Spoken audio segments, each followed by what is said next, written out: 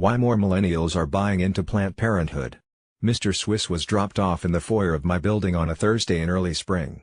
He traveled in a huge box, at least 3 feet tall and weighing about 35 pounds. I carried him, still inside the box, up the 4 flights of stairs to my apartment. I guess you could say this was my first act of love for him. Mr. Swiss is a rather gigantic and vibrant Monstera deliciosa, sometimes affectionately known as a Swiss cheese plant. Get it? I ordered him from a direct-to-consumer, online-only plant retailer. After just a few days out of the box, positioned in a sunny corner of my living room, he began to stretch his big tropical leaves, sprout new ones and generally establish his domain. Tending to Mr. Swiss, watering him every week, dusting his leaves, rotating his pot so that one side doesn't get too much sun, makes me happy. I worry about him. I talk to him. And in return, I get healthier air and a living, growing subject for my Instagram feed. Over text and in person, I trade stories with friends about their own adventures in houseplant care. It seems we're all slightly obsessed with the millions of Instagram posts tagged, and it's obvious we're not alone. But unlike other consumer trends, like those in fashion and beauty, the cultivation and care of houseplants has benefits that far outweigh the likes we might accumulate on social media. Plants improve the air around us and they also improve our moods, help us think more creatively, and that might have motivated us to buy one in the first place. It's an escape from our screens, and something we can take care of outside ourselves. When it's all self-driving cars and data in our contact lenses, we're still going to want plants. Plants resonate with millennials as an antidote to this insane connectivity, says Eliza Blank, founder and CEO of 6-year-old indoor plant retailer. Americans spend. It seems somewhat counter and somewhat intuitive because it's an escape from our screens, and something we can take care of outside ourselves. When it's all self-driving cars and data in our contact lenses, we're still going to want plants. And Blank has the receipts to prove it. The sale in August, and the company boasts more than 290,000 followers on Instagram. People like me, a millennial, living in a rental in an urban area, not ready for pets or kids, financially or otherwise, are buying houseplants at a record pace. According to the U.S. Department of Commerce, the sale of seeds, flowers and potted plants have increased since 2016, and they found that 5 of the 6 million Americans who took up gardening in 2016 were between the ages of 18 to 34. But why are millennials so drawn to the pastime? The proclivity humans have towards plants is certainly not unique to the millennial generation. Houseplants are a concept that is believed to have in ancient Greece and Rome as early as 500 BC and in China as early as 200 CE. After all, the first imagined paradise on Earth was the Garden of Eden.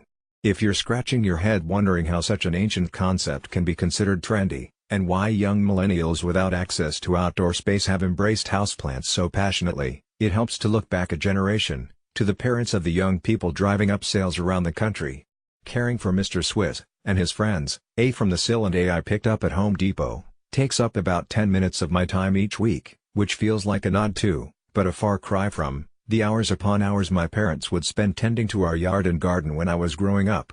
The yard of a home that they already owned when they were the same age I am now, which is amazing when you consider that 2/3 of millennials are renters, and they're more likely to live with roommates or family members than on their own.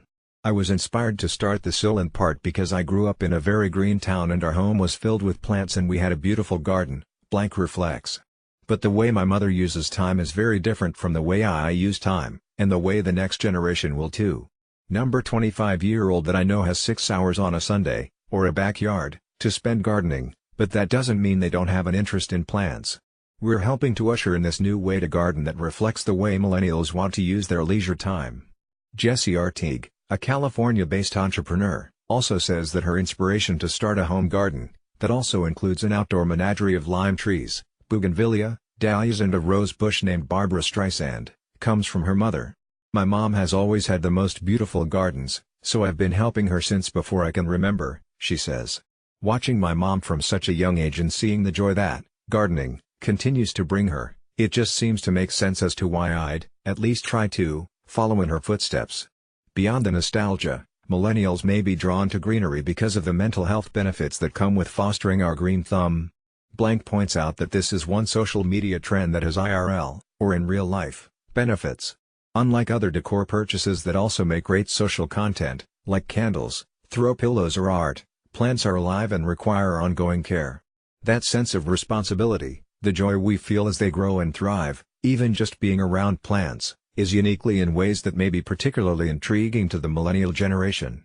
With jam-packed schedules and around-the-clock connectivity, caring for a plant forces us to slow down and be mindful, which is proven to reduce stress.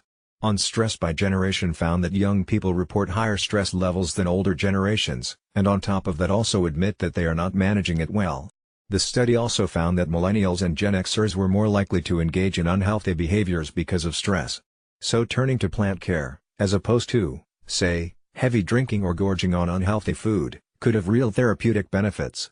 Environmental psychologist suggests that caring for plants really is a healthy option for stress relief, and could explain why so many millennials are so drawn to the hobby.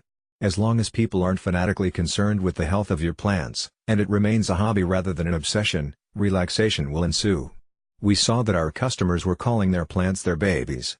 A lot of our customers have plants before they have pets or kids. It's easy to draw life lessons from your plants and apply them to your life. In fact, has been in practice and recommended by psychologists and therapists since the 19th century to improve mental and physical health. Practitioners believe that interacting with plants can and well-being. While horticultural therapy is largely centered around working in greenhouses and outdoor gardens, the same general practices and benefits can be gleaned from indoor houseplants, too. Many young people who cultivate indoor plants liken themselves to parents. The term, Planned Parenthood, was born out of the customers' mouths, says Blank, of the trademarked phrase you'll find throughout the Cell's cheerful website. We started calling it that when we saw that our customers were calling their plants their babies. A lot of our customers have plants before they have pets or kids. It's easy to draw life lessons from your plants and apply them to your life. That's not to say that millennials are eschewing marriage and kids altogether, we're just waiting longer. The decades of transition that put more and more women in the workplace from 20.8 for women and 23 for men in 1970, to 27.4 for women and 29.5 for men in 2018. Younger generations, so to speak, before getting married or having kids, so supplementing the need to nurture and care for someone or something with plants feels like a step in the right direction that won't drastically change our lives, our homes or our budgets. Dr. Augustine echoes Blank's observation about the effects that caring for plants can have on our well-being. It brings out and creates a habit of thinking of other living things, and what they need to survive, she says. People form an emotional bond with plants because plants have these beneficial psychological effects. Ultimately, we develop a desire to optimize the life of a plant and to keep it alive. From a purely aesthetic perspective, humans are wired to respond positively to plants and nature, as well as other forms of life. Green, leafy plants are good for our mental outlook, says Augustine. Something about the colors and the shapes helps our brains think more creatively, cut stress levels, and get along better with others. The hypothesis is part of a concept known as, which explores the idea that we, humans, are naturally drawn to other living systems like plants and animals, and have an innate desire to connect with and care for them. Artigue, who often says that houseplants are essential to her work life. My environment has always been very important to my overall mental health, but also my creativity and, she says, working from home, and being a visual and design-oriented person, means that my surroundings are a priority for me and plants just seem to make any corner or surface a lot more appealing. It's because plants affect our mood, says Augustine. When our mood is, our brains start to work in a different way. We think more broadly and creatively, which makes us better at problem solving and getting along with others. For this reason, Augustine suggests placing green, leafy plants with curling, relaxed shapes, like pythos, ferns, and geraniums, too. Artigue also notes that she gets to know each of her 15-plus house plants, and that she feels a sense of pride in tending to their specific needs, like you would for a pet or a child. She even sings to them while she waters them. The house plants are my responsibility and my joy. Caring for them brings me a lot of happiness because there is a sense of accomplishment in keeping them alive. I like learning about each of their needs and preferences, and watching them thrive when I do the right thing is weirdly very rewarding. According to Augustine, those rewarding feelings are great for our sense of self. Keeping a plant alive can definitely be an achievement that is consistent with a positive self-concept, she says. And for the sharing generation, displaying our plant parenting on social media is something that actually feels good. The shareability of plants isn't just because they're visual, our social channels are a reflection of ourselves, says Blank. It's like a badge of honor, being a plant owner. Like, I'm succeeding at something that's not tacky. It's not a humble brag. It's something to really be proud of and that other people can be genuinely supportive of, too, like, Hey! You kept that plant alive. A well-cultivated plant can far outlive even our beloved pets, and can propagate more plants and literally grow alongside you and your family. I think about the plants that are in my childhood home, and most of them are actually older than I am. Blank reflects. Plants have a weird connection to time. There's a plant in my parents' home that was propagated from my grandparents' home, and that plant has given life to plants in my friends' homes, and there's something so magical about that. This is why I find plants so compelling. While I initially put my green thumb to work in response to the beautiful potted plants I saw popping up on my Instagram feed, they've quickly earned a place in my heart.